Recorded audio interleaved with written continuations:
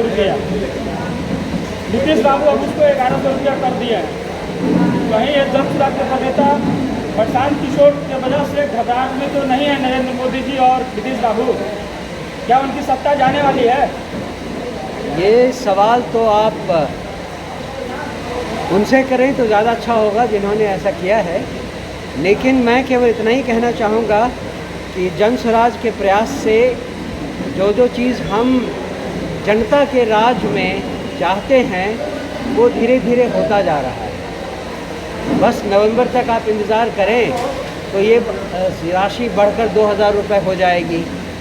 इसमें तो कोई शक नहीं है कि जनसुराज पार्टी के कहने के कारण ही, प्रशांत किशोर जी के ये बात कहने के कारण ही बाकी दल वो सब समस्या उठा रहे हैं जो बिहार को इतने दिनों से परेशान कर रही है।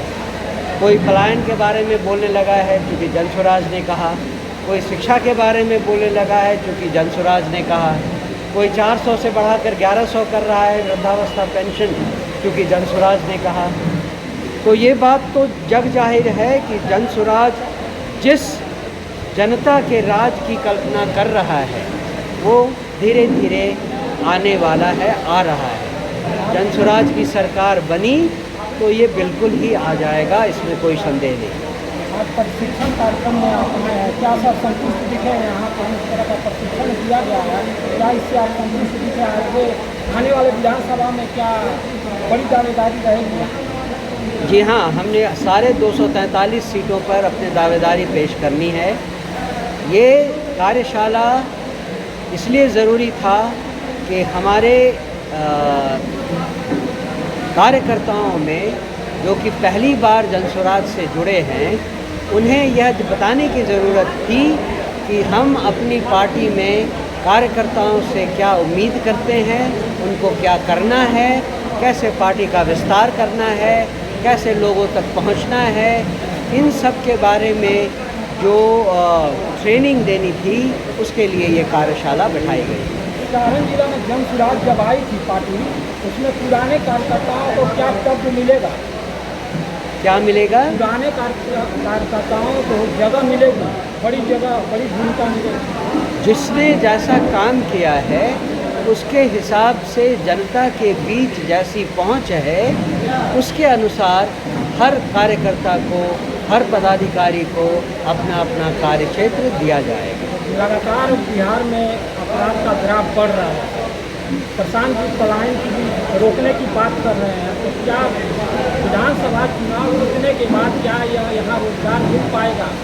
निश्चित रूप से हमने और प्रशांत जी ने खुले मंच से ये कहा है कि अगर हमारी सरकार बनी तो उसके 1 साल के भीतर जो भी युवा मुश्किल के कारण ज़बरदस्ती बाहर जाकर नौकरी ढूंढने के लिए मजबूर हो जाते हैं, ऐसे किसी भी युवा को बाहर जाने की ज़रूरत नहीं पड़ेगी।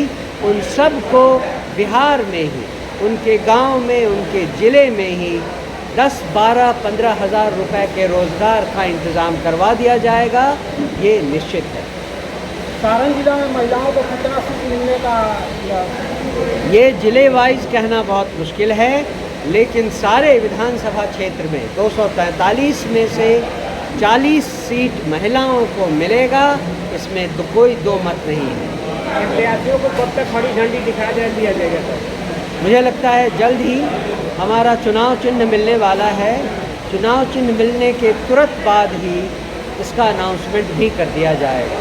सर, ये क्वेश्चन है कि बहुत सारे जो पहले से कार्यकर्ता लोग कार्य कर रहे हैं और अपना आवेदन डाले हुए हैं, लेकिन उसके बदौलत बहुत नए चेहरे आ रहे हैं और कयास लगाया जा रहा है कि उनको टिकट मिल सकता है। तो क्या सर पहले से जो काम इस पार्टी में कर रहे हैं उनको वरीयता दिया जाएगा कि नए लोगों की वरीयता दिया जाएगा? ये सारी की सारी कैलकुलेशन, किसको फाइनली उम्मीदवार बनना है, किसको नहीं बनना है, इसके लिए एक समिति बिठाई गई है। वो समिति जांच पड़ताल करके जैसा निर्णय लेगी उसी के आधार पर काम किया जाएगा, चाहे जो पुराने हैं चाहे वो नए हैं।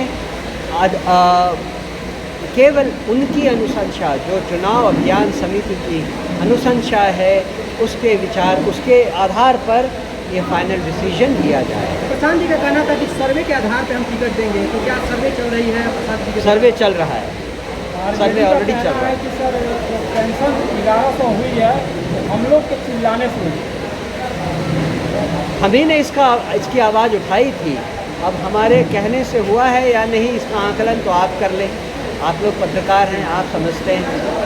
जबकि जब देखा गया कि लगातार प्रशांत किशोर ने यह बात को उठाया था और कहीं ना कहीं जी इसका ही परिणाम। जी हाँ, जी हाँ, अभी धन्यवाद। अभी आप